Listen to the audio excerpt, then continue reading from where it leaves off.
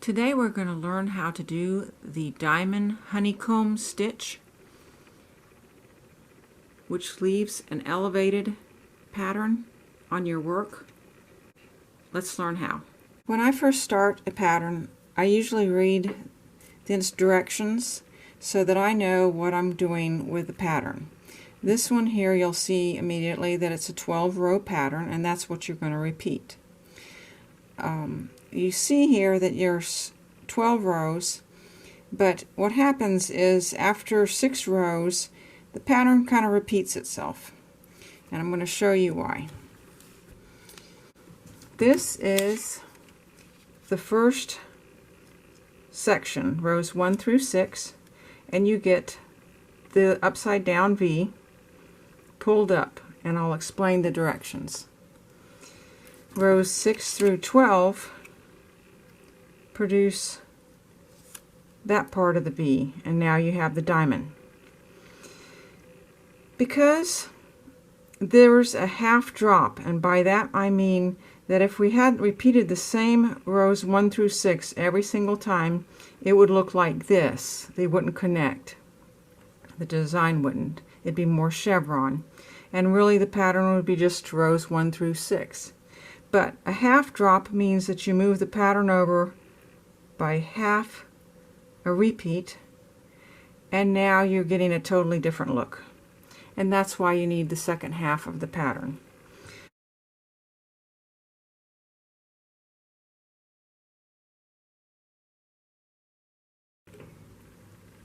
So let's begin with row 1, and it's a wrong side row is the first row.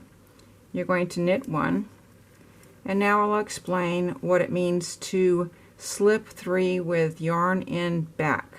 Okay, you first have to get the yarn in back, and now you're going to slip the next 3 stitches. You are not going to be knitting them. So go from tip to tip, or from purl side, whatever makes more sense to you, and slip the next 3. The yarn is in back, and now the next step is to knit the next 3 stitches. What's important is to keep that strand long enough, okay? You don't want to make them really tight, because you're going to end up having to pull it up in a V shape, and you'll scrunch up your work, and you don't want to do that. So as in Fair Isle, when you're doing strands, I stretch my stitches all the way out, okay? And now I'm going to knit the next 3 stitches so that that strand is nice and loose. Again, yarn stays in the back. You can slip the next 3, and to save time you can slip them all at the same time. Stretch out the work, knit 3. Again, slip 3 in any manner you like. Stretch the work out so that strand's going to be nice and long. And 1, 2, 3. You come to the end, you are slipping 3. And just, it could be. And then stretch your work and knit 1. So when you turn your work around, and this is going to be the right side of your work, you can see the loops, the strands here, the loose strands. Okay, good job. And that's how you maneuver not only slipping stitches, but with yarn in back.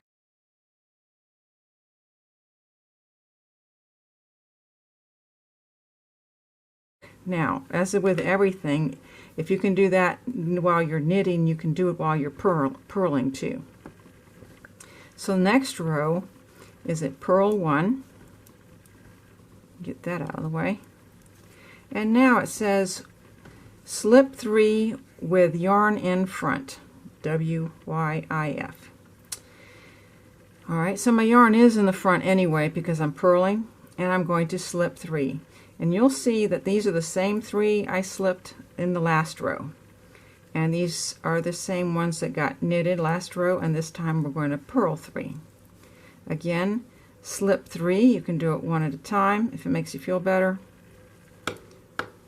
Stretch the work out. Purl 3.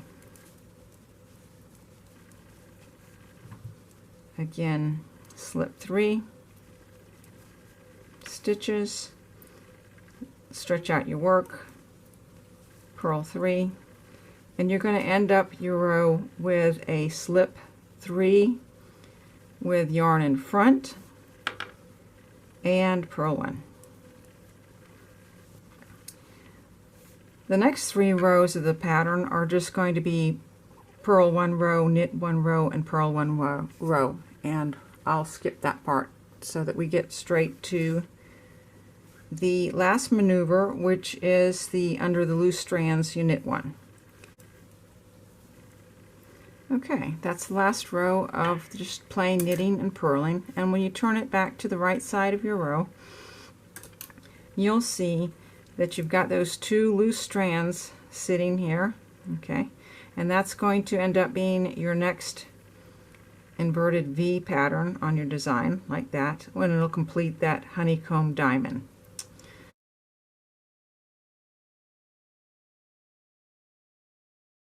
Okay, so row 6 says to knit 2, and then you're going to start the pattern, and I'll show you how easy it is. Knit 2. And now you're going to knit 1, which is the next stitch on your needle, but under these 2 strands. So instead of going straight into the stitch, you're going to go pick up these 2 strands, all right, and now knit your stitch. Okay, so when you pull through the stitch, also come all the way down and pull out from those 2 strands. And the next maneuver in that pattern is to knit 5. So let's get to the fun part, and this isn't hard. You just want to make sure you catch both those strands and not any work beneath that. So you lift those 2 up, go ahead and knit that stitch like normal, and just lower your needle and get those 2 strands off too. So that's all that means. So knit 5, and I'll show you that one more time. Or maybe I'll count 5 this time. Yeah, let's count. Okay, and you can see how the V's are happening here, and this next one's got a strand that's going to happen. Okay, so the knit 1 under the loose strands, knit 5,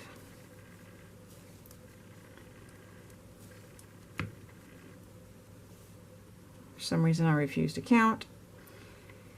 You're going to get to the last 3 stitches, you're going to knit 1 under the loose strands, there you go, pull it through, and then you're going to knit 2. And that is all there is to that beautiful pattern, as you can see. Alright, and then you would follow and do the same thing for rows 7 through 12. There you go. I hope that helps. Thanks for watching.